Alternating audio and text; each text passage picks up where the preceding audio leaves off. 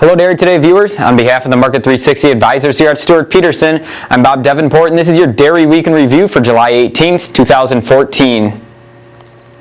So to get started here, let's take a look at where our CME dairy components settled at the conclusion of this week's trade. It was a solid week for the most part. Blocks finished at 202 3/4, up 5 3/4 cents. Barrels finished at 207 even, up 8 1/4 cents on the week. Cash butter rallied as well, settling at 248 even, up 10 3/4 cents. August whey settled at 67 1/2, up half a cent this week. And August non-fat dry milk settled at 177 1/2, down half a cent on the week.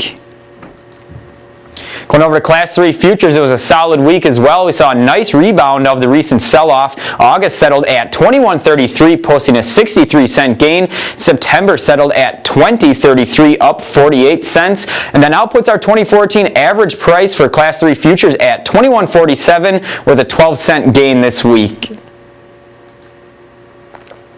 So let's take a look at our cash cheese block barrel average chart here. Now we have a weekly chart, and you can see by the big green line here, we did have a pretty solid week and quite a ways off our low here from last week. So that's telling us that the demand is definitely still there for cash cheese, although the sellers are getting a little bit more aggressive and they've been pushing the prices down a little bit after the buyers bid it up. But nonetheless, volume's been pretty good, and the buyers definitely haven't stepped back at all. So that's really helped to support Class 3 prices this week. Now the block barrel average did post a gain of 7 cents this week and settled at 204 7/8. So again, that's just a solid gain on the week and offering a lot of good support to Class 3 prices here.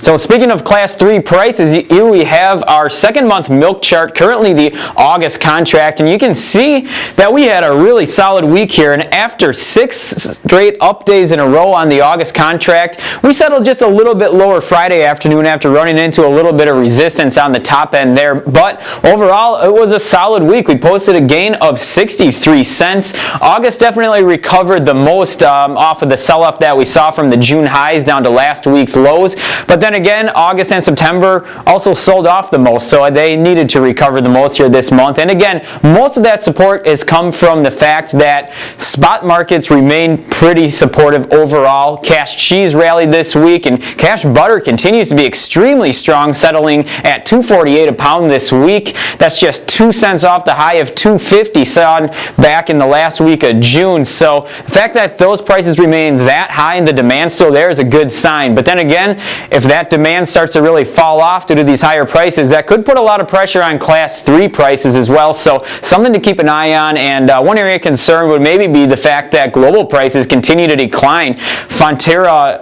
cheddar, and butter decrease in this week's auction. So the fact that global prices are continuing to decline could eventually start to weigh on our spot markets as well, which could pull milk prices down along with them. So to look at some different fundamentals here, our weekly cheese stocks continue to build. You can see that we've gone up and rebuilt our stocks pretty solidly from the low that we saw back in April. And since then, we're up 12.2% from this April low. However, when you compare that to the year-over-year numbers, though, when you look at 2013, which is represented by this yellow line here, you can see that there's still a massive spread there. And we're still down 22% on a year-over-year basis. So although that drawdown has come to an end and we are really starting to rebuild pretty nicely here now, again up 12.2% from that low, still down quite a bit on a year-over-year basis. So stocks definitely are coming back, but not quite there yet.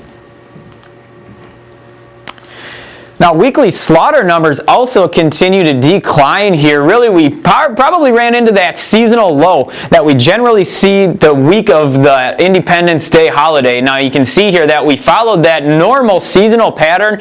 Really, from the beginning of the year, we tend to trend down until the 4th of July week, and then from there is when we start to really see slaughter pace pick back up into the end of the year. So this very well could be that seasonal low here. I would anticipate that slaughter numbers begin to pick up a little bit more as we go through the next several weeks here. So this week we saw slaughter come in at 41,600 head. Now on a year-to-date basis, though, slaughter is way down. We're down 10.75% as compared to 2013 year-to-date, and you can see that 2013 is the dark blue line here, and 2014 is the yellow one, and you can see just how wide that spread has consistently been. Now looking at the week ahead, we are going to have our June milk production report out at 3 p.m. this afternoon. Now tune into next week's video and I'll do a recap of that milk production report. I would assume that production probably will continue to clip along its recent trend of increasing. Nothing major, but maybe around 1.5% to 2% could maybe be something to expect it on that June production report. And that'll do it for us here today. On behalf of the Market 360 advisors here at Stewart Peterson, I'm Bob Davenport. Thanks for watching and have a great weekend.